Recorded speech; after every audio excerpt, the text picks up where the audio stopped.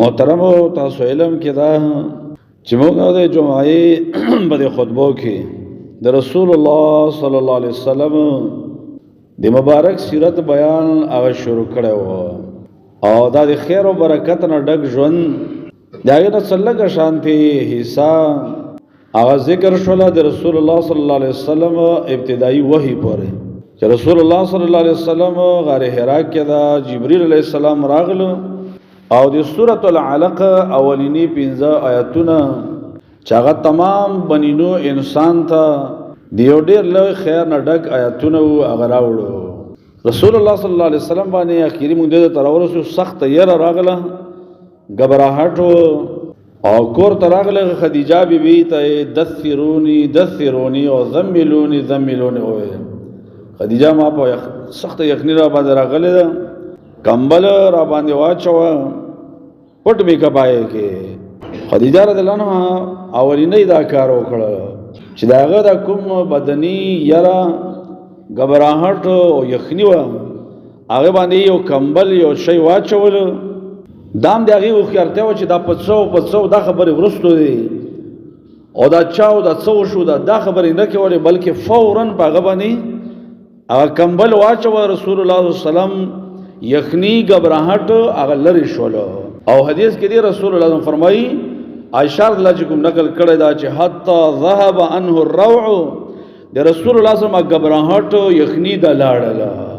اوس به دا نور خبره کو خدیجه رضی الله عنها اوس له تپوس کوي دا څه وشولو ځکه تاسو معمول نه خلاف و غیر حرا ته بلاړې اورېله بده تیر کړي میاشتم کله تیر کړي دا اور هغه بیا به خرچه یوړو بیا به خپل عبادت چې دا هغه دې کوله چیرته داسې حال نو راغلی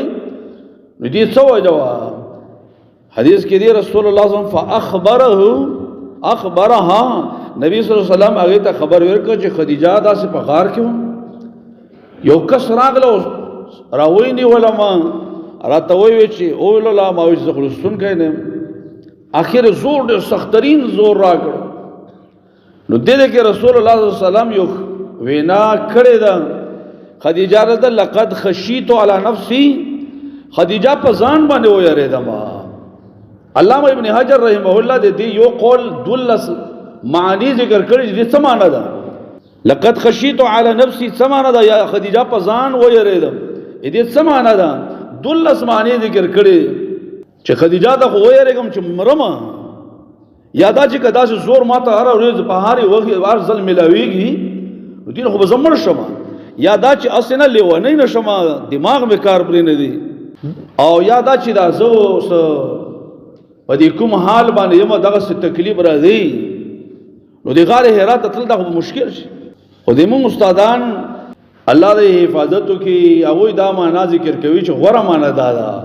رسول الله صلی الله علیه وسلم خدیجه ته دعوت ورکوي په دې کې خو په خاصه الفاظ باندې دا څه ته نه وی ځکه رسول الله صلی الله علیه وسلم خو پوه شو چې زه د الله نبی یم الله نبی جوړ کړم ځکه جبرئیل علیه السلام په اجیاد مقام کې مکه سره خواږه هغه کرسی باندې جبرئیل علیه السلام راغله او ته وی انت رسول الله حقا وانا جبرئیل زګورای څه پیرای نه یم بل عام انسان نه یم زه جبرئیل علیه السلام او ته د الله حق نبی شول پوه شول نو دې کې خدیجه لته دعوت او لقد خشیت علی نفسی کدا سه ته ویلی وای چې خدیجه د رسول مو ایمان را باندې راوړه زنانه ذات ده اسنه دې تحمل ونه کی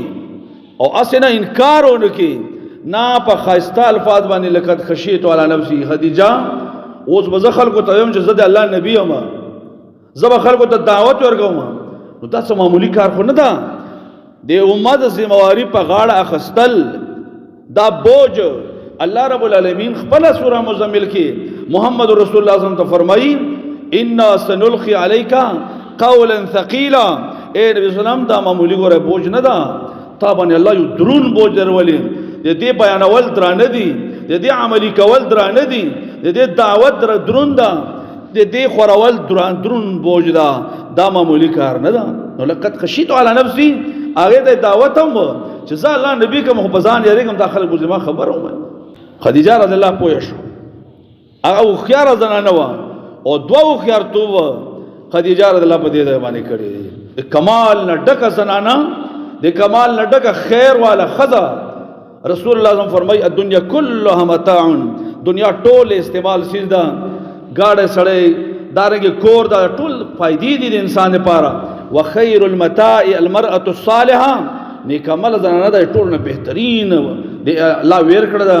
چاته چې الله دا نصیب نو خدیجه رضی الله عنها دوه دی او خیارته والا کارونه اولینې دا چې رسول الله صلی الله علیه وسلم ته په ډیرو بهترینو الفاظو او په ډیرو خو الفاظو باندې هغه ته تسلی ورکړه وګوره ته دې ته سوچوګه د جاهلیت زمانه هم دا علم هم دومره نشته دا او خدیجه رضی الله څومره کېته خدیجه رضی الله عنها ته او فرمایل کلا اچره داسې نشي والله لا يخزيك الله ابدا اے رسول الله صلی الله علیه وسلم الله به تا چیرته نه رسوا کوي نه به الله کمزور کوي به الله نه رسوا کوي به الله نه وجه صدا وجه دا نه ده چې تاسو سره ډیر زیات مال تاسو سره فلان کوي شی ډیر ده یو 15 صفات د رسول الله صلی الله علیه وسلم ذکر کړه او دغه اشاره وا چې چا کې د خیر اعمال وی دا سه انسان الله نه ضایع کوي الله د نیک عملونو ملګری بس کار چا کوي نو 15 اعمال ته ذکر کړه چې تا کې 15 ډیر اعلی صفاتونه دي اولینای انک لتصل الرحم ته د خپلوانو سره خپلوي جوړاوي خپلولي چا سره کټ کوي نه خپلوانو سره خپلولي هغه جوړوي هغه پاله اولینای ته دا ډیر لوی صفات د صله رحمی د خپلوانو سره خپلولي پالل حدیث کې دي چې څوک دا غواړي چې الله ما په رزق کې برکت واچي او په عمر کې هغه د خپلوانو سره خپلولي جوړوي نو په هر صورت صله رحمی ته کوي دویم تا کې دادا وتحمل الکلا د خلکو بوجونه په ځان باندې راغلي یو سړی کمزور دی نو دا هغه بوج تا ته پته یاره دا خپل بوج نشي پورته کوله دا هغه بوج ته په ځان باندې ذمہواری واخلي دې خرچه په ما باندې تا ته الله مال درکړی دا الله قوت درکړی دا او خیارتیا او زیرکتیا الله درکړی دا حدیث کې دام نیکی دا یو سړی دا یو کټ پیری می سب نبی سم کټ نه دی ویل خو یو کار کوي خو پاغي پویږي نه چل نه ویری ته چګورا دا بوډ بداسه کی یا یو سړی دا دیوال جوړوي غلط لګیا دا پټ پویږي تا وی ته وای چې ګوره دا بداسي کارو کې هغه سره په دې هغه ته لګ خود نه وکي دام نیکی دا نو به هر صورت د یا رسول الله صلی الله د خلکو بوجونه په سر باندې راخلې او دریم نبی صلی الله دا وی چې وتکسب المعدوم د چا معدوم وی به وسوي هغه د پر تک کسب پیدا وي کار وي ته پیدا دا یو ډیر خصفت دورونو چاته الله رب العالمین تا ته یو هنر زده کړی دا یا په یو ځای کې مخوريزي الله در کړی دا ګوره داسې خلک چې بیروزګار خلک دي په کار باندې لګوا دا ډیر اعلی صفت او رسول الله صلی الله علیه وسلم کې د مخ نه موجود وو او څلورم دا چې وتقر الضيفه تب د ملمنو مستاور کوي تقر الضيفه رسول الله صلی الله علیه وسلم د غربت دور پاره باوجود رسول الله صلی الله علیه وسلم دومره ملمدو خو ملمستیا ته نه ویل شي چې ډیر اعلی خوراک به تیارول شي بهترین خوراکونه وخه او رجب وینا چې څه موجود ده تاسو را دی هغه په ملما باندې خورول دا ډېر بهترین صفات ده رسول الله فرمایي من کان یؤمن بالله والیوم الاخر فليكرم ضيفه څوک چې په الله او آخرت ایمان لري د ملما د عزت کوي دا ډېر بهترین صفات ده او د رسول الله صلی الله علیه وسلم کې نبوت نه مخکې بهترین موجود ده خدیجه رضی الله عنها چې ته ملمنو ته ملمستیا ور کوي الله به ته نزه کوي لا يخزيك الله الله به نه رسوا کوي الله تا ځکه ته ملمستیا ور کوي او څلورم دادا وتعين پنځم وتعين على نوائب الحق پچا کې په حق باندې مصیبت راغلی نو ته سره مدد کوي لکه یو سیرت دادا یو سړی باندې داسې مال کې توانی شول دیوالیا شول تا ته الله څومره وز در کړی هغه سره تعاون وکړه بل چا باندې یو مصیبت راغله تا چې څومره وس رسی نو پکاره چې هغه سره هغه کې مرسته او ملګرتیا وکړي دا د رسول الله صلی الله علیه وسلم هغه صفاتو چې نبوت نشته او په نبی صلی الله علیه وسلم کې موجود کامل صفاتو نو خدیجه رضی الله یو تسلی ورغه چې یا رسول الله الله به تنه رسول کې ځکه تا ډېر خاصه صفاتونه دي او د خاصه صفاتو والا خلق الله نه رسوا کوي الله هغه نظر له کوي الله یې نه خواروي ځکه الله باندې نیک اعمال الله ته ډېر خوښ دي دا نیک عملونه د مونږ په نظر کې څه کمزوري ښکاري لکه حدیثو کې به تاسو اورېدلې به وي واو عمرو رسول الله صلی الله علیه وسلم فرمایي یو زنانه وا او ښه کردار والا زنانه هم نه وه، باغیه وه، او سپي ته یې اوبه ویر کړلې په هغې جنت ته الله ورسول. رسول الله صلی فرمایي جنت کې یو سړی ولیده، په جنت کې چکر یې وهلې، څه وجې نه لاړو؟ په لاره کې یو غنه وه، دا هغه کټ که چېرې څوک مسلمان څوک لاروونکی او پې باندې خوږ شي الله یې د عمل قبول کړ. خو چې سوچ وکړه الله جنت خو ډېر اوچت شی ده په دومره عمل، نو دې کې یو دوه وجې دي. یو وجه خو دا ده چې الله مروت والا ده، الله ډېر قدردان ده، د الله په نومونو کې یو نوم شکور ده، قدردان، هغه دې لږ عمل هم ډېر قدر کوي. دویم دا چې دا نیک عمل مونږ ته واړه ښکاري، تږي ته اوبه ورکول دا مونږ ته واړه کار ښکاري، د الله په نسبت باندې ډېر قدر ده. تږو ته اوبه ورکول اگر که هغه سپی زناور ویلی نه وي، خو چې په ښه نیت باندې ویر کړلې الله پې د جنت شهزادګۍ ته جوړه، ځکه الله سره د نیکو اعمالو قدر ده. نو دا تسلی چې نبی صلی الله علیه وسلم ته ویر کړه، نبی صلی الله علیه وسلم ډېر زیات خوشحاله شو. دویم د هوښیارتۍ کار یې دا وکړه چې ورته وویل چې راځه ما د تره زوی ده ورقه بن نوفل، د مخکینو کتابونو عالم ده، د تورات انجیل د دې عالم ده، نو هغه ته به د خپل صورت بیان کړو، ځکه چې کله انسان ته داسې یو حادثه یو کار پېښ شي په کار یو عالم سره مشوره کول پکار، کېدای شي تا ته به د عوامو خلکو په نسبت یوه ښه رایه یو ښه سوچ او یو ښه خبره به ته وکړي. نو هغه یې راوستله، ورقه بن نوفل دا د دې د تره زوی و، او حدیث کې دي وکان شیخا کبیرا قد عمي، ډېر زیات بوډا شوی و، د بوډاوالي د وجې نه ته نظر هم لاړو، ړوند شوی و په دې وخت کې ورقه بن نوفل. خدیجه رضی الله راوسته رسول الله صلی الله علیه وسلم، دا مخې ته یې کېنوه او ورته وایي ورن نبی صلی الله علیه وسلم خدیجه رضی الله عنها نبی صلی الله علیه وسلم ته خبره ور وسپارله. ډېره هوښیاره زنانه، داسې نه وي چې تره دې ما د خاوند ده، ځکه خبره به دا ډاکټر ته چې مریض بوځي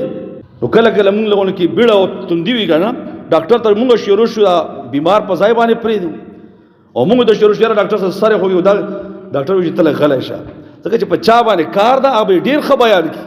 نو رسول الله صلی الله علیه وسلم ته خبره ورواله کړه، ورته وویل چې د دې وراره خبره دې واوره چې دا څه وایي. رسول الله صلی الله علیه وسلم ته ټول خبره بیان کړه، ورقه بن نوفل څه باندې حرا کې تېرو هغه ټول بیان کړ.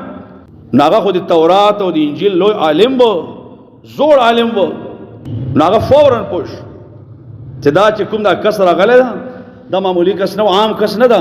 ورته وفرمایل هذا ناموس الذي نزل الله على موسی، دا خو هغه د الله ملک ده، جبريل علیه السلام ده، الله چې کوم موسی علیه السلام ته لګل هغه ملک. او بیا ورقه بن نوفل ځان متعلق هم سارمانونه وکړلو، رسول الله صلی الله علیه وسلم ته یو ګایډ لاین یو راهنمایي هغه هم وکړی، نبی صلی الله علیه وسلم ذهن برابر کړ چې اوس ته معمولی انسان نه یې. نبی صلی الله علیه وسلم ته یو دا خبر وکړه لیتنی اکون فیها جزعا، ارمان چې زه ښه تکړه او مضبوط ځوان وای، ځکه بوډا شوی و، مرګ ته قریب و، او حدیث کې ذکر هم دی چې لږې ورځې بعد ورقه بن نوفل مړم شو. نو افسوس چې زه ښه تندرست ځوان وای، ښه هټه کټه جوان وای، نو دا په دغه وخت کې ما به څه کړي وای، لیتنی اکون حیا اذ یخرجک قومک، چې کله به تا دغه د مکې والا خلک چې تا سره خپل امانتونه کېږدي، تا ته صادق وای، تا ته امین وای، دا به تا د دې مکې نه شړي. رسول الله په دې باندې ډېر حیران شول او ډېر په حیرانتۍ باندې هغه ته وویل او مخرجیهم، دغه مکې والا به ما وباسي، دا مکې والا سره خو د ما احسانات دي، خپلوالۍ مې دي، تعلقات مې دي، ملګري مې دي، ما ته صادق وي، ما ته او مخرجیهم دوی به ما وباسي. نو هغه ورته څه وویل، هغه د خپل تجربې او صحیح خبره ورته وکړله چې لم یات رجل قط بمثل ما جئت به الا عودیه، دا قانون ده، ځان به دې ته تیار کې د تا په شان د خبره چې څوک کوي، چام خبره کړې ده تا په شان د خبره چې چا کړې ده، نو عودیه هغوی ته یو معنا عودیه نه خبره خلکو ور واپس کړې ده چې نه مړه دا مونږ پکې نه منو. داسې خبره چې رسول الله اعظم خبره وي چې دا تمه ونه کړي ټول خلک به په ما پسې روان شي. ورقه بن نوفل ته وی لم یات رجل قط بمثل ما جئت به الا عودیه، دویم معنا ده الا عودیه، خلکو د هغوی سره دشمني کړې ده. دا د حق والا چې دشمني کېږي دا دې وجه نه چې خلکو نه پټي لاندې کوي، دا دې وجه نه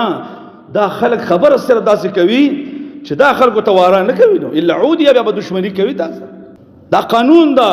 د نبی صلی الله علیه وسلم ذهن سازي وکړله چې اوس به دې ته ځان تیاروي هم دغه شانته وشول چې دغه مکې والا رسول الله صلی الله علیه وسلم مجبور کړ رسول الله صلی الله علیه وسلم هجرت کی لکه ان شاء الله سیرت کې براشي او رسول الله صلی الله علیه وسلم مکې ته مخ را واپس کړ اے مکې ته خو ماته ډېر زیاته محبوب وي مکه چاته نه محبوب خو ته اهل ما نه پرېږدي نو دا اوسیدونکي به نه پرېږدي ما مجبور کړم زه دې دراوځم